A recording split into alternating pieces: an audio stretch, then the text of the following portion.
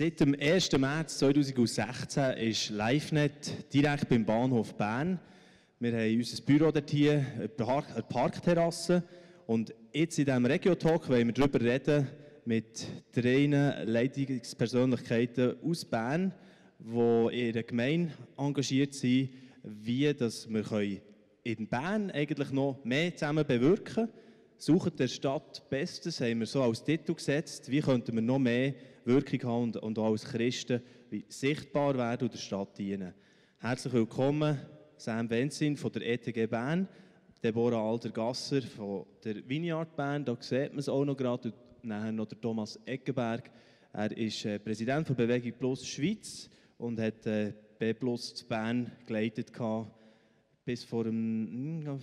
3 Jahre, okay, das ist jetzt schon her. He? Genau, mal als erste Frage, hat man gemerkt, dass LiveNet Bern ist da in den letzten 4-5 Jahren? Wie habt ihr das gemerkt, als Gemeindeleiter? Jemand, der bei unserer Gemeinde ist, hat bei euch ein Praktikum gemacht und wir sind in Kontakt gekommen, du und ich, wir haben einander kennen. Ich war verschiedene Mal dort im Büro. Das war also sehr spürbar für mich, dass ihr nach Bern gekommen seid. Sehr schön. Wir haben es natürlich schon überall breit kommuniziert, wie wir nur können.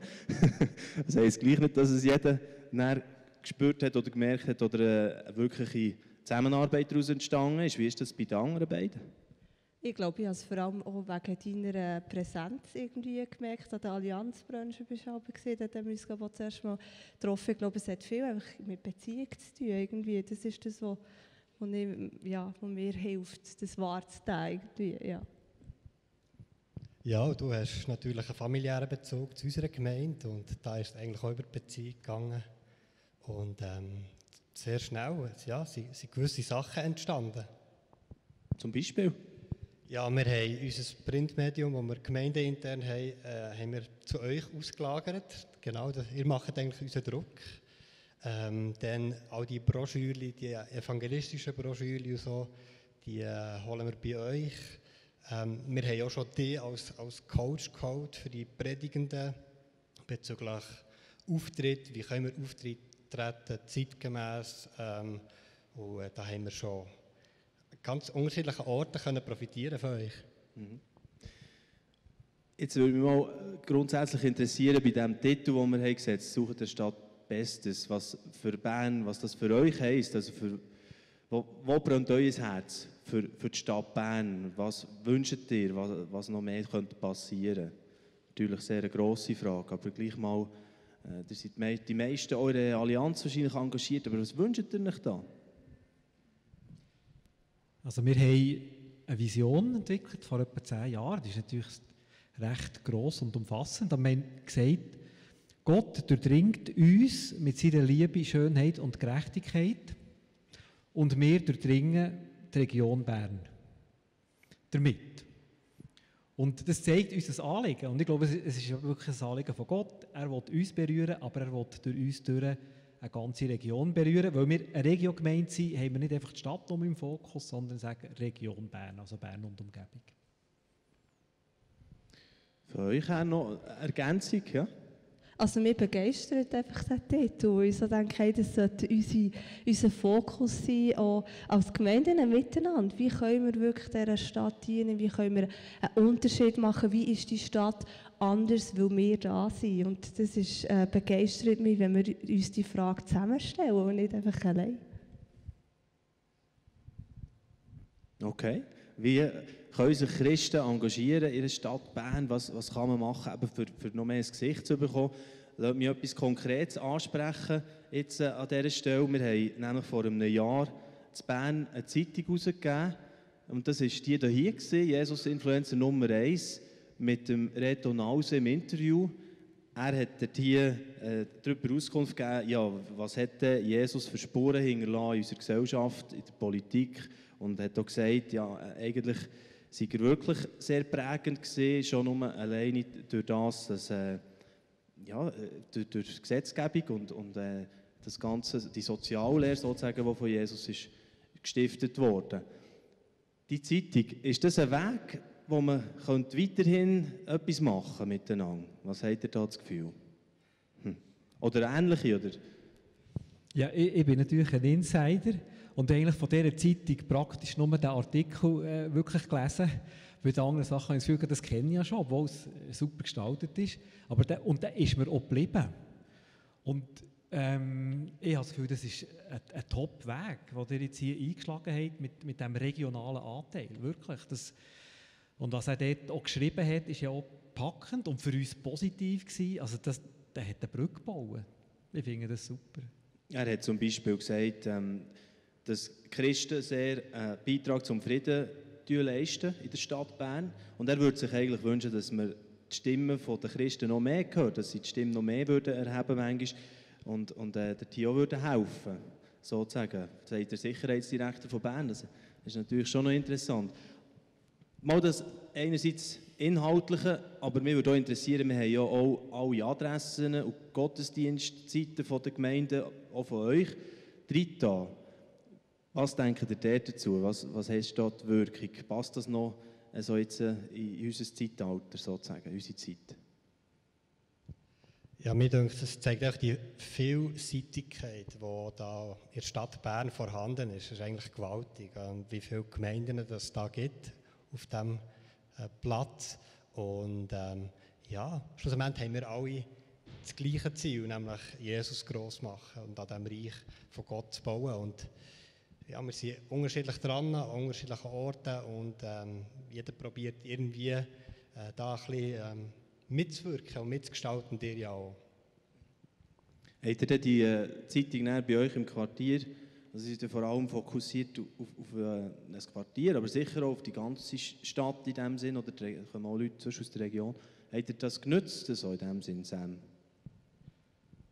Ja, also wir haben es sicher den eigenen Leuten verteilt und dort hoffen wir natürlich, dass das weiter gestreut wird.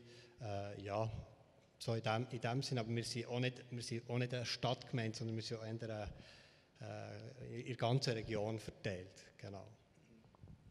Ja, das ging so ein bisschen ein Handicap, oder? Dass man als Regiogemeinde gleich nicht einen Schwerpunkt hat, sei es in einem Quartier oder in der Stadt. Und von dort her ändern einfach die Leute ermutigen, dass sie in ihrer Umgebung, ihrer Nachbarschaft die Zeitung verteilen. Und das ist zum Teil gemacht worden, zum Teil vielleicht auch nicht. Wir haben es ja hier auch kombiniert mit dem Live on Stage, oder, wo jetzt vielen Orten durchgeführt wird. Also kombiniert, wir hatten ein Inserat, Seite 2. Das war nämlich auch gesehen, November Fan. Kann das vielleicht auch ein bisschen ein Weg sein? Oder? Du hast noch gar nichts gesagt dazu, Deborah, wie du das erlebt hast. Bei einer grösseren Kirche wie der Vineyard.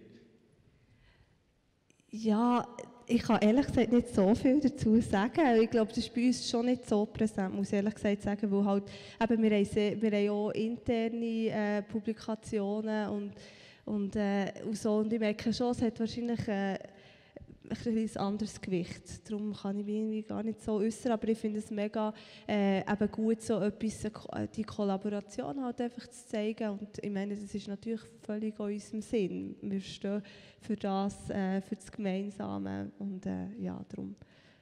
Aber ich bin auch nicht so der Zeitung-Typ, glaube ich. Ich würde eher über die Videos reden. Ja, komm, sagen wir doch dort auch noch etwas dazu.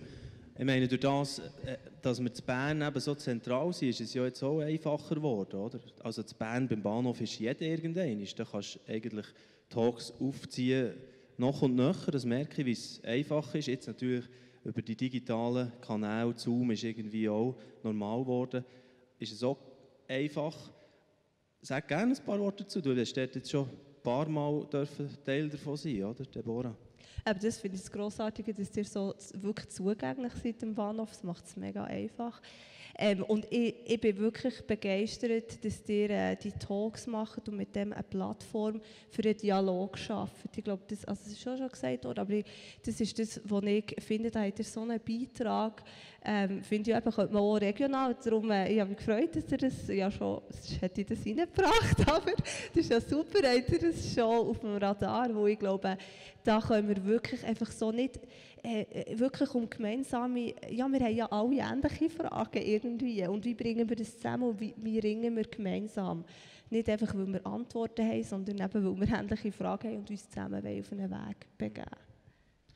Der Thomas Eckenberg ist nämlich ganz am Anfang von unserer Krise da, jetzt von unserer Pandemie, gell? Du bist der letzte Talk vor dem Lockdown, zusammen mit dem Andi Bachmann. So, gell? Sind wir das dritte hoch gewesen.